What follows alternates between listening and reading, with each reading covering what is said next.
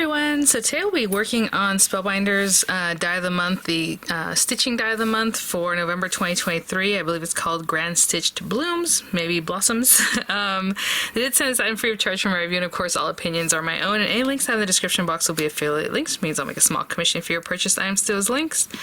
I already did a whole unboxing of the club kits.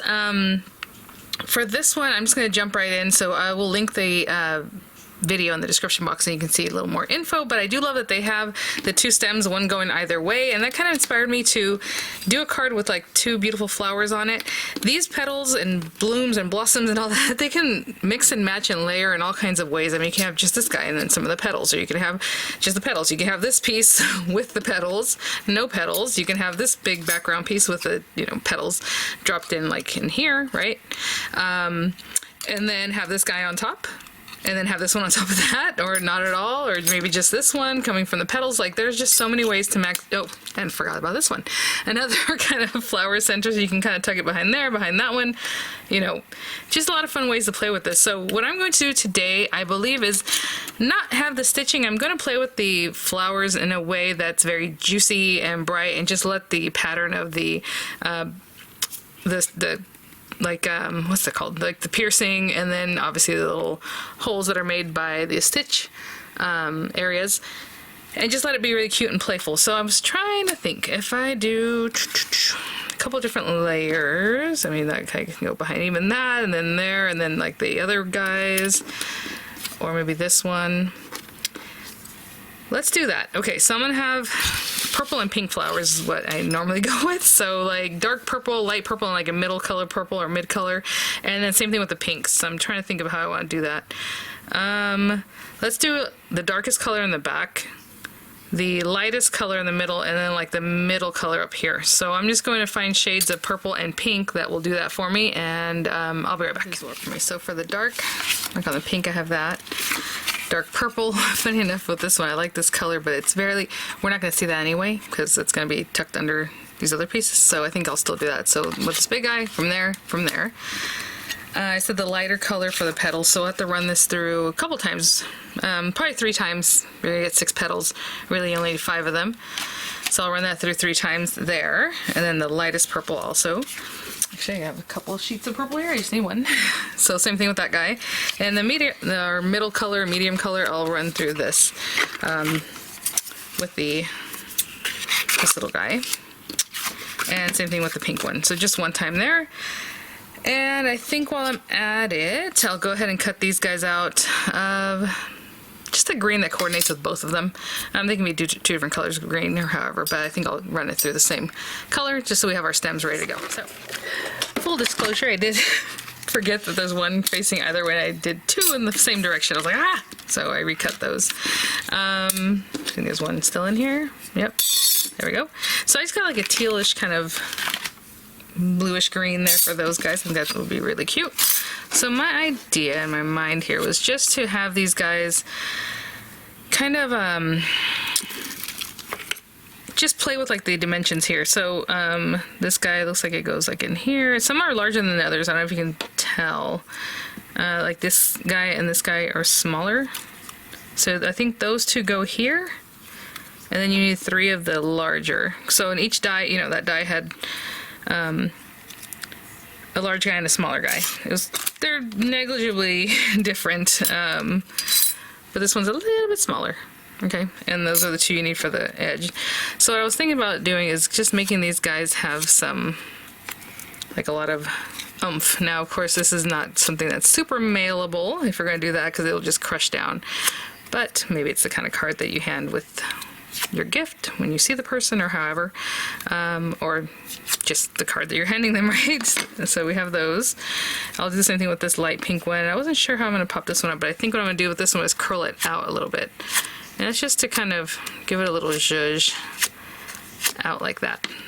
Okay, and I'll do the same thing with this other one. You're going to have an extra small one, but we can put that to the side, or to have it, you know, maybe out here like it fell off like a little petal. That'd be cute. In the meantime, I'll grab an A2 size card base and some paper, you know, for the topper layer, and I'll be right back. So I'm going with some crazy colors. This is a really nice bright kind of yellow orange, and hopefully I cut this right. You know, I didn't measure this paper, but I assumed it was already 5.5. Yeah, it's a little bit bigger than 5.5, as you can tell, because I cut my matte layer 4 1/8 by 5 3/8, but I'll accept it. So I'm just going to put this on here.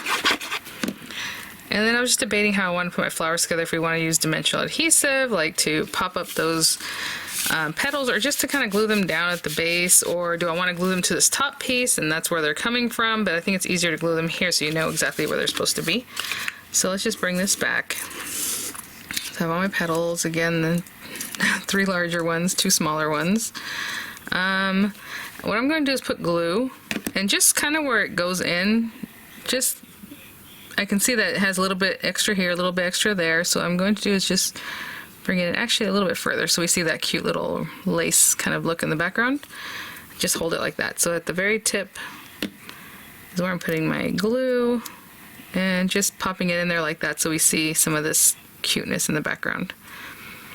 Okay, and I'll do the same thing with the other ones. Just nestle them in so I can see something cute here, and then just making sure it's kind of, you know, split the difference left and right here. Okay, I'll be right back. So I'll do the same thing with the pink one. Look how cute already that is. I mean, if you just want to go from there to this, very cute. And you can imagine if it was stitched, then you would still see all that stitching. So with this one, I'm going to go ahead and, should I pop that up first, then glue this on? Yeah, let's go ahead and pop it up here. I'm going to use some dimensionals. I was trying to think of how dimensional I want this.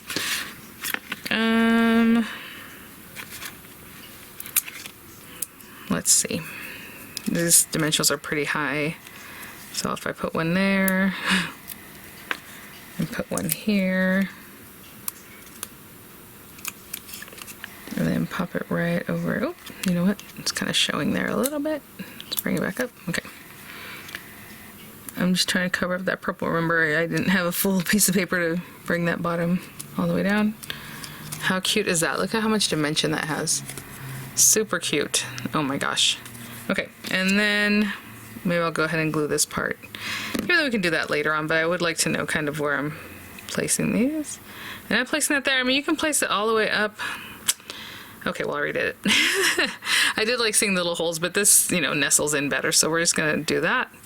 And I'll do the exact same thing with the pink one. Okay guys, so my card base, and these guys are actually a lot bigger than I anticipated. Look at that. I mean, it's a really great focal point, to be honest. Just that and a little sentiment, I think you're good to go. But this one's gonna be deluxe, so, oh, okay, it's hanging off the side, so obviously we want it to sit in the card. That is so funny. I was just thinking about the little stems, how I went ahead and cut it. Another one, just because I wanted them to really fit in here, but I guess I could have just left it the way it was. Okay, so let's do that, and then let's have this guy kind of up here. I was wondering if I needed hot glue, but I think we can do this. How pretty is that? Or the purple one first, or however.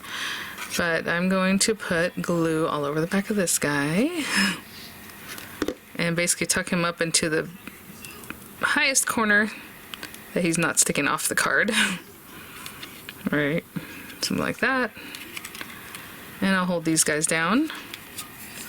I was thinking about putting some dimensionals behind this guy, but they are so dimensional already, just the way I designed them, you know, when I put them together.